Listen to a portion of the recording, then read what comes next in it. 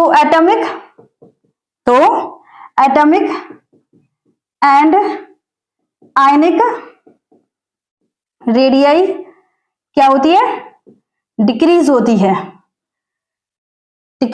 है, जब हम लेफ्ट से राइट चलते हैं तो atomic and ionic radii decrease होती है। देखो इसके डिक्रीज होने का कारण क्या, अगर हम एटॉमिक नंबर इसके लिखें तो यहाँ पर कितना हो जाएगा इसका 58, 59, 60, 61, 62, 63, 64, 65, 66, 67, 68, 69, 70, 71। ध्यान से समझो, लेफ्ट से राइट चल रहे हैं तो क्या हो रहा है, न्यूक्लियर चार्ज इंक्रीज हो रहा है। क्लियर है, लेफ्ट से राइट चले तो न्यूक्लियर चार्ज इंक्रीज हो रहा है, 58 प्रोटॉन इसे 59 प्रोटॉन। क्लियर है, और लास्ट इलेक्ट्रॉन कहां जाता है, लास्ट इलेक्ट्रॉन जाता है इनका, कहां जाता है, 4f में चला जाता है ना, 4f में इनके इलेक्ट्रॉन्स, इनमें क्या होता है, they have electrons in f सब सेल में इलेक्ट्रॉन्स है, मतलब इसमें f को अपन भर रहे हैं। तो ध्यान से देखो, जो f ऑर्बिटल होता है, तो f ऑर्बिटल में जो f ऑर्बिटल होता है वो क्या करता है, इलेक्ट्रॉन्स को न्यूक्लियर चार्ज से बचा नहीं पाता। मतलब जैसे कि यहाँ पर देखो ये न्यूक्लियस है ना, ये सेल्स होते हैं। अब यहाँ से तो अगर पहले तो ये समझो, जो अंदर के इलेक्ट्रॉन्स होते हैं, ये मान लो जो बाहर का सेल है, तो अंदर के इलेक्ट्रॉन बाहर के इलेक्ट्रॉन्स को न्यूक्लियर चार्ज से बचा रहे हैं। तो न्यूक्लियर चार्ज जो बाहर वाला इलेक्ट्रॉन है उसको पूरा न्यूक्लियर चार्ज फील नहीं हो रहा है। क्यों नहीं हो रहा है, क्योंकि कुछ न्यूक्लियर चार्ज ये लोग बीच में रोक ले रहे हैं, तो ये रोक ले रहा है, तो ये बाहर वाले इलेक्ट्रॉन्स को बचा रहे हैं, कवच की तरह खड़े हुए हैं कि बाहर वाला इलेक्ट्रॉन्स को पूरा न्यूक्लियर चार्ज फील ना हो।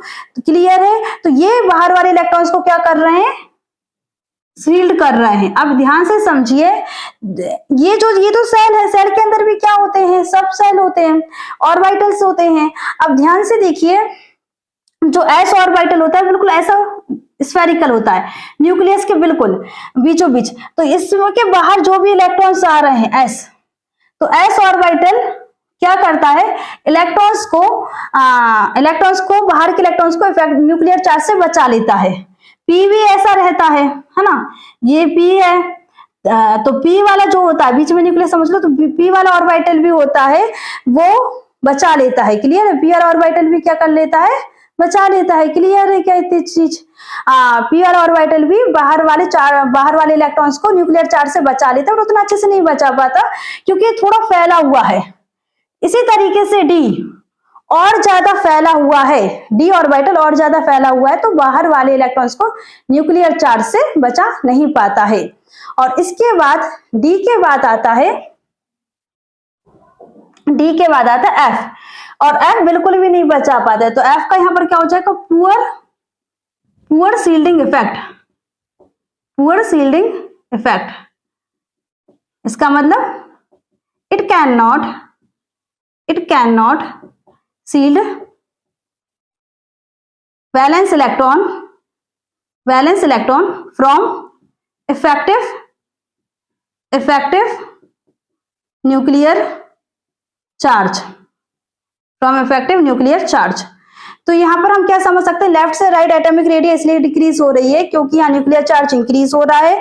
और कौन से ऑर्बिटल भरे जा रहे हैं, सब में एफ ऑर्बिटल्स भरे जा रहे हैं। और एफ ऑर्बिटल्स बाहर वाले इलेक्ट्रॉन्स को न्यूक्लियर चार्ज से नहीं बचा पाती, क्योंकि एफ ऑर्बिटल पूरे में फैला हुआ रहता है, तो कहीं ना कहीं से न्यूक्लियर चार्ज बाहर वाले इलेक्ट्रॉन्स वैलेंस इलेक्ट्रॉन तक चला जाता है।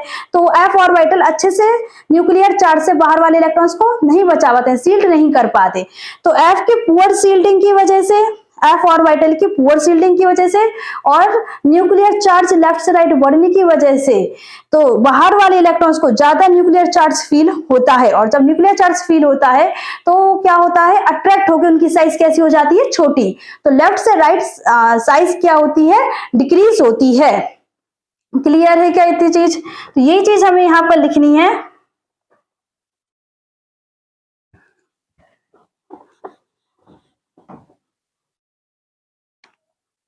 The atomic and ionic radii decrease from lanthanum to lutetium.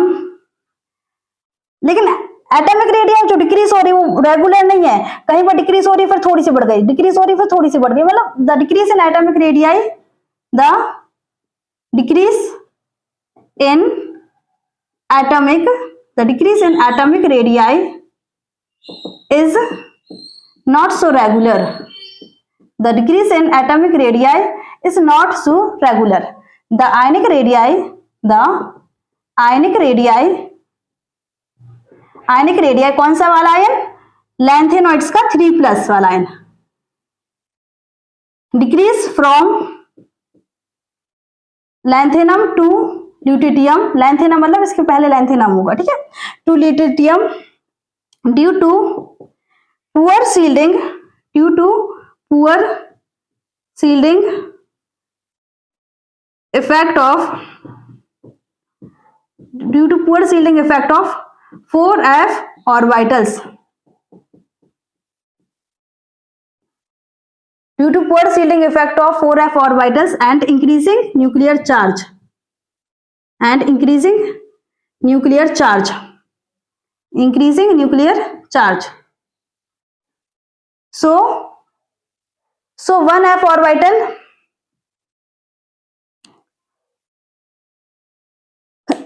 Clear है क्या यहाँ तक, कि यहाँ पर पुअर सील्डिंग इफेक्ट की वजह से डिक्रीज हो रही है, पर एटॉमिक रेडियाई रेगुलर डिक्रीज नहीं हो रही है, मतलब उसमें रेगुलरिटी, लेकिन आयनिक रेडियाई रेगुलर क्या हो रही है, डिक्रीज हो रही है। तो और ये भी कहा जाता है the electron in F subshell, the electron in F subcell is less effectively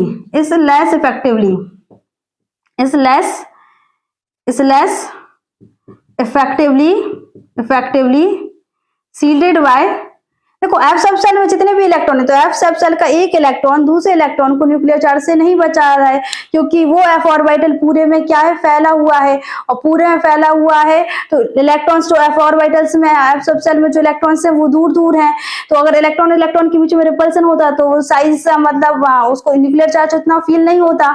लेकिन यहाँ पर एफ ऑर्बिटल्स जो इलेक्ट्रॉन्स है वो बहुत ज्यादा दूर दूर है एफ ऑर्बिटल्स में, तो जो इलेक्ट्रॉन्स हैं, जो एफ सब सेल में इलेक्ट्रॉन्स हैं, उनको न्यूक्लियर चार्ज क्या ऐसा हो रहा है, फील हो रहा है। क्लियर है कहती चीज, the electrons in F sub shell is less effectively shielded by another electron present in same subcell। तो इसीलिए की वजह से एटॉमिक एंड आयनिक रेडियाई ज्यादातर कहा जाए तो लेफ्ट टू राइट क्या होती है, डिक्रीज होती है। और सील्डिंग इफेक्ट कहा जाए तो सबसे कमजोर एफ सबसेल का ही सील्डिंग इफेक्ट सबसे कम होता है, सबसे कम सील्डिंग इफेक्ट किसका होता है, एफ सबसेल का होता है। क्लियर है क्या यहाँ तक। अब इसी की वजह से क्या होता है, इसी की वजह से जैसे कि हम यहाँ पर बात करें अगर यहां से मान लो ये थर्ड ग्रुप है, ये फोर्थ ग्रुप है, ये फिफ्थ ग्रुप है, ये सिक्स्थ ग्रुप है, यहाँ पर स्कैंडियम, लैंथेनम, एक्टिनियम है, यहाँ पर टाइटेनियम, जिरकोनियम, हाफनियम, रदरफोर्डियम है, यहाँ पर वैनेडियम, नियोबियम, टैंटालुम, डुबनियम है। तो ध्यान से देखिए क्या होता है, ध्यान से देखिए यहाँ पर होता क्या है कि यहाँ पर जो लैंथेनम है, लैंथेनम और हाफनियम, इसका एटॉमिक नंबर 57, इसका 72, इसके बीच में आ गए 14 इलेक्ट्रॉन्स और 14 इसके बीच में आ गए 14 एलिमेंट्स, और उन 14 एलिमेंट्स में अपन ने क्या भरा है, एफ सबसेल को भरा हुआ है। और एफ सबसेल क्या कर रहा है, आउटर वैलेंस इलेक्ट्रॉन्स को न्यूक्लियर चार्ज से नहीं बचा पा रहा है, तो न्यूक्लियर चार्ज फील कर रहे हैं, तो साइज क्या हो रही है, डिक्रीज हो रही है।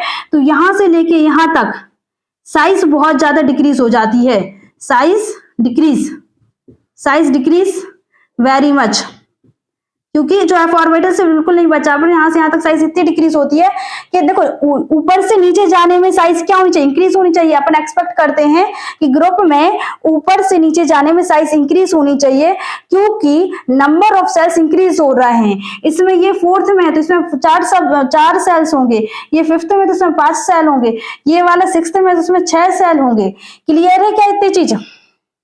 लेकिन 6 ऐसा कम सेल, उसमें ज्यादा सेल होने के बावजूद अपन सोच रहा है कि इसका साइज कम होना चाहिए, नीचे जाने में साइज बढ़ना चाहिए। लेकिन यहाँ पर हुआ क्या कि यहाँ से यहाँ साइज इतनी ज्यादा डिक्रीज हुई कि जिरकोनियम और हाफनियम की साइज लगभग सेम हो गई, और यहाँ से